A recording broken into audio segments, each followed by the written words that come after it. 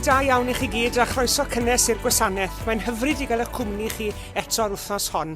Diolch yn fawr iawn i chi gyd am ymuno ni. Gadewch i ni offrymu gweddi dros Wcrain. Gweddiwn. Efengyl Llawnefedd o'r hed dros y byd a deled y bobloedd i ddylewir chi gyd.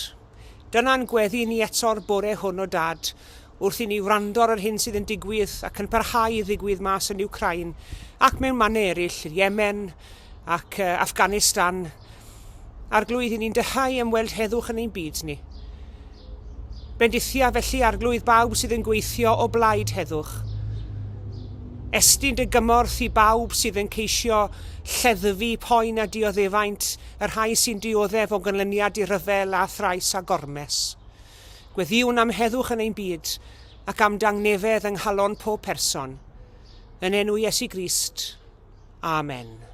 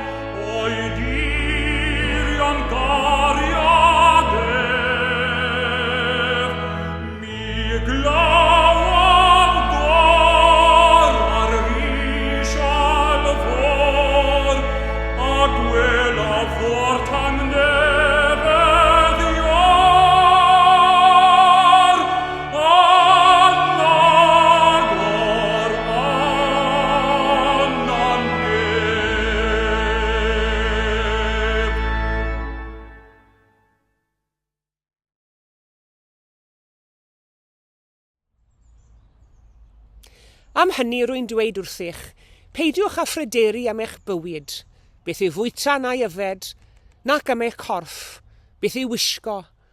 Ond nid oes mwy i fywyd rhywun a bwyd, a mwy i'w gorff na dillad. Edrychwch ar adar yr awyr, nid ydynt yn haen ac yn medyn ac yn casglu ysguboriau, ac eto mae eich tad nefol yn ei bwydo. Ond nid ydych chwi'n llawer mwy gwerthfawr na hwy. Prin ohonoch all ychwanegu un funud at ei oes drwy bryderi. A pham yr ydych yn pryderu am ddillad? Ystyriwch lili'r maes, pa fodd y maent yn tyfu, nid ydynt yn llyfurio nac yn nyddu. Ond rwy'n dweud wrthych, nid oedd gan hyd yn oed Solomon yn ei holl ogoniant wisg i'w chymharu ac un o'r rhain. Os yw Duw yn dilladu felly laswellt y maes, sydd yno heddi ac y fori'n cael ei daflu i'r ffwrn. Ond nid llawer mwy y dillada chwi o chydig ffydd.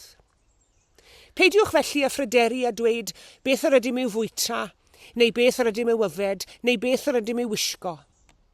Dyna'r holl bethau mae'r cenhedloedd yn ei ceisio y mae eich tad nefol yn gwybod fod arnoch angen yr rhain i gyd.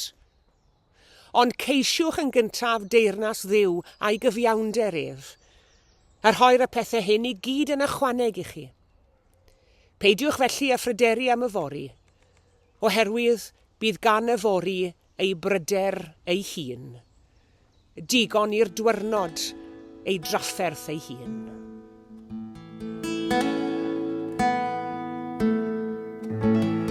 Paid â phoeni,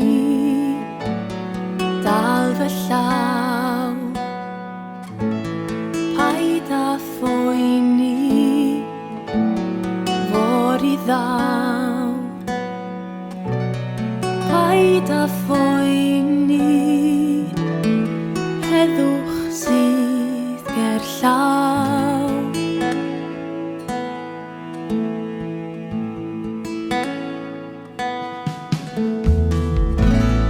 Paid â phoeni am ddim byd. Ddown ni drwyddi ar y cyd. Yn fy nghwmni byddi'n saff a chlyd.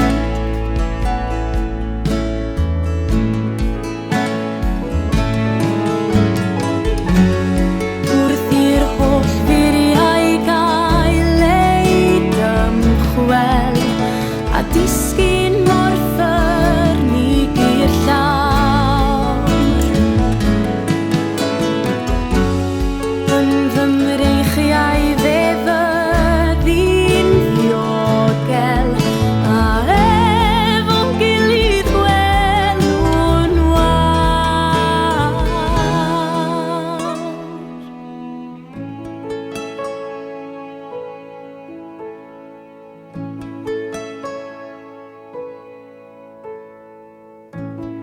Paid â phoeni, ti ar ddi hun. Paid â phoeni, da ni'n gytun. Paid â phoeni, be safon ni fel un.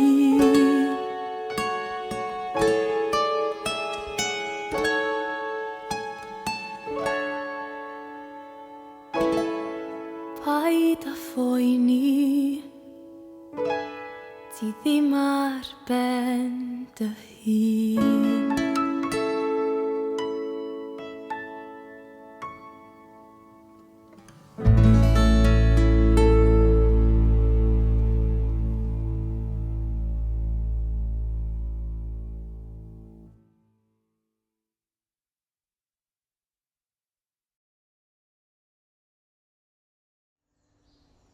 Gwranda o Dduw ar fy ngweddi. Paid ac ymguddio rhag fy neisyddiad. Gwranda arnaf ac ateb fi. Yr wyf wedi fy llethu gan fy nghwyn. Yr wyf bron a drysu gan sŵn y gelyn, gan groch lefain y drygionis, oherwydd penterand ddrygioni arnaf ac ymosod arnaf yn ei llyd. Estynodd fy nghydymaeth i law yn erbyn ei gyfeillion, torodd i gyfamod. Yr oedd ei leferydd yn esmwythach na menyn, ond yr oedd rhyfel yn ei galon. Yr oedd ei eiriau'n llyfnach nag olew, ond yr oeddent yn glyddyfau noeth. Bwrw dy faich ar yr arglwydd, ac fydd gynnal di. Ni ad i'r cyfiawn gael ei ysgwyd byth.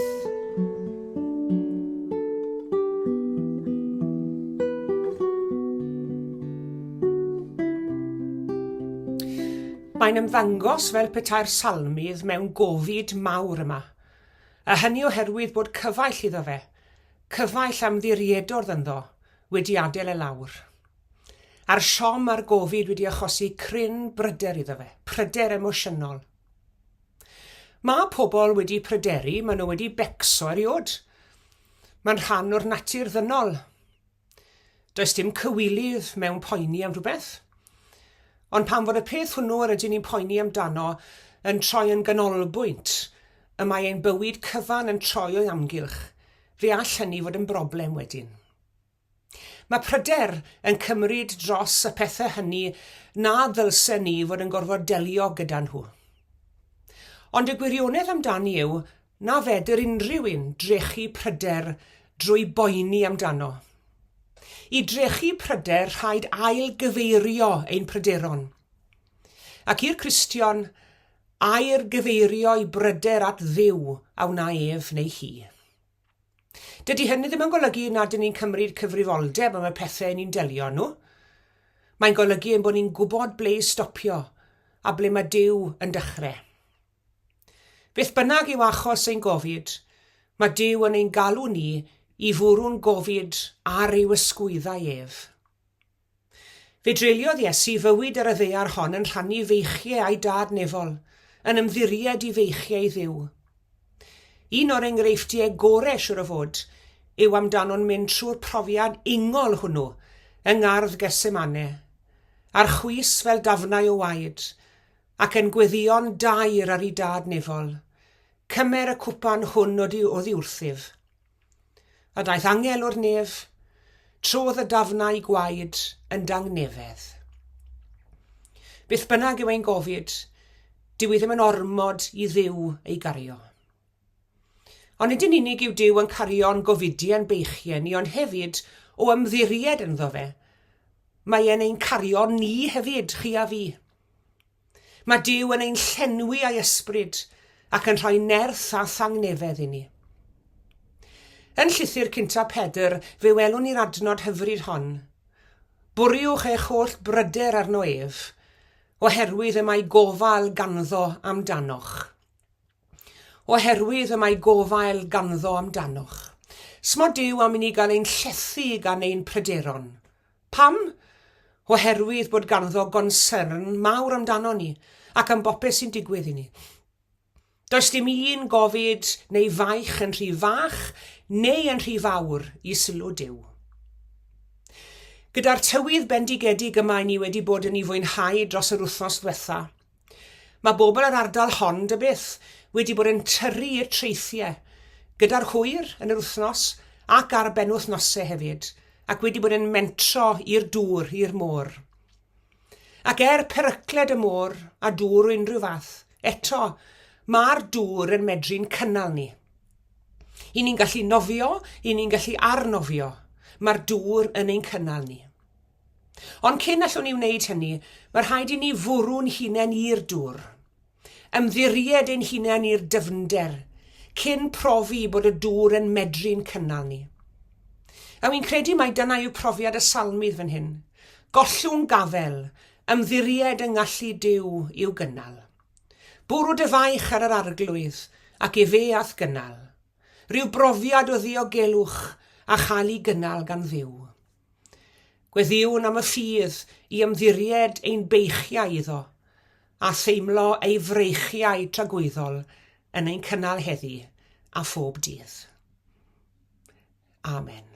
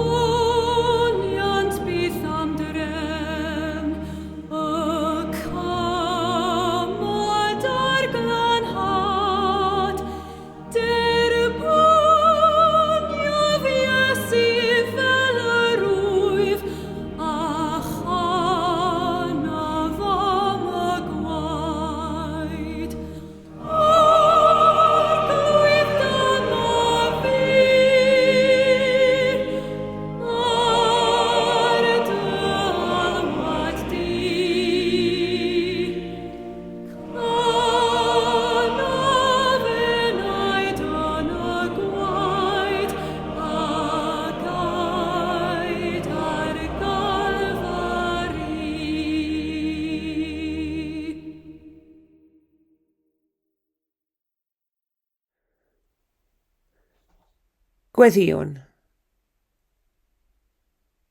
Ein tad yr hwnnwyt yn y nefoedd.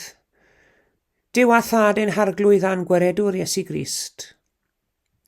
Edrych ar o'n ni nawr o ddiw, a ni'n troi atat mi'n gweddi ar y bore sul hwn.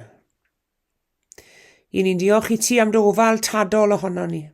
Ein tad, yr hwnnwyt yn y nefoedd. Gyn ni'n diolch am bod ni'n medru troi atat ti a sgwrsio a thi fel hyn. Mi rwy ti arglwydd yn greawdwr yn unen greaduried. Fe rwy ti'n fawr yn unen mor fach. Ond ein bychander ni, i ni'n diolch dy fod ti yn hidio amdano ni. Ac yn ystod yr eiliadau hyn yn awr, i ni'n diolch i ti yn dy fawredd, mae Duw wyt ti sydd yn gwrando ar bob gweddi.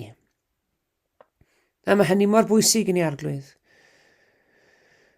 Ond i ni am ofyn am dy fyddeiant ti o dad nefol oherwydd i ni'n gwybod ein bod ni o bryd i'w gilydd yn anghofio amdana ti.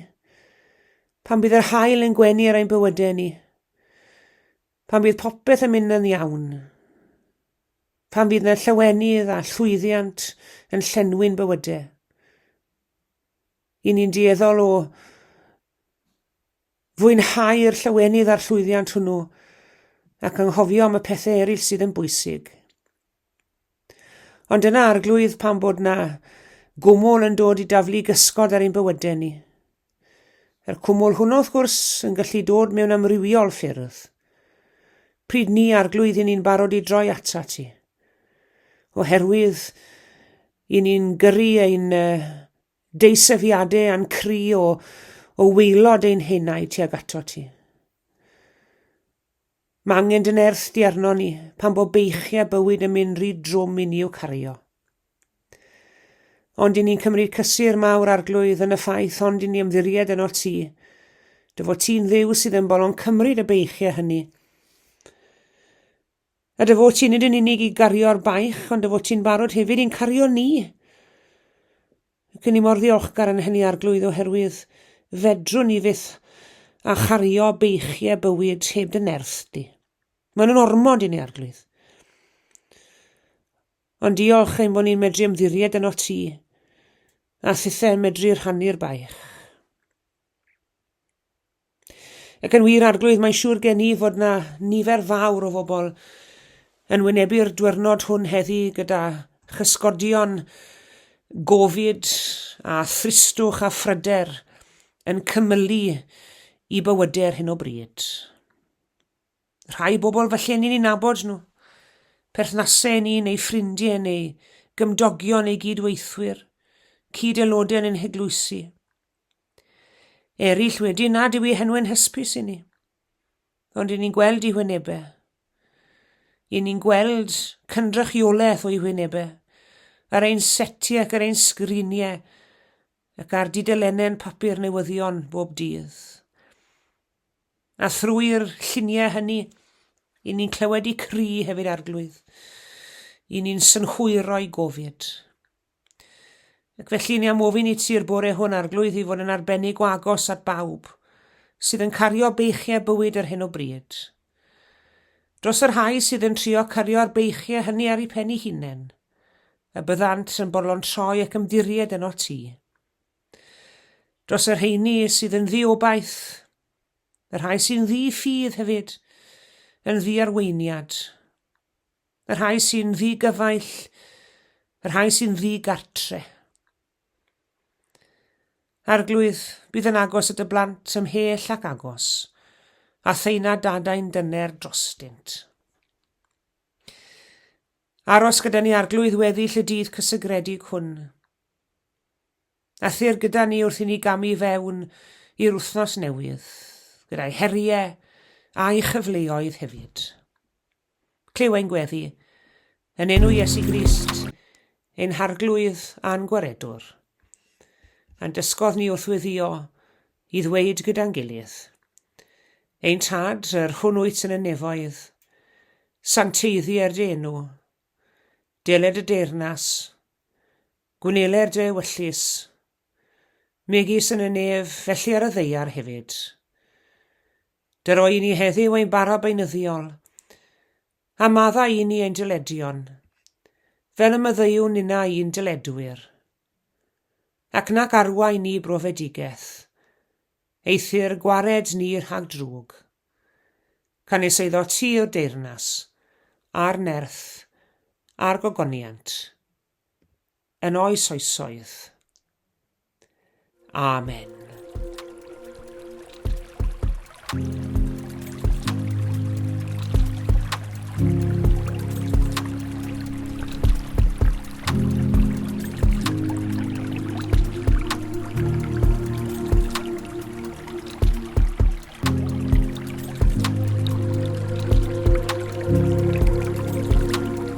Diolch i chi gyd am eich cwmni heddi. Tan y Sul nesaf, cadwch yn ddiogel ac yn iach. A gras ein harglwydd Iesu Grist a chariad Duw, a chymdeithas yr ysbryd glân, a fyddo gyda ni oll. Amen.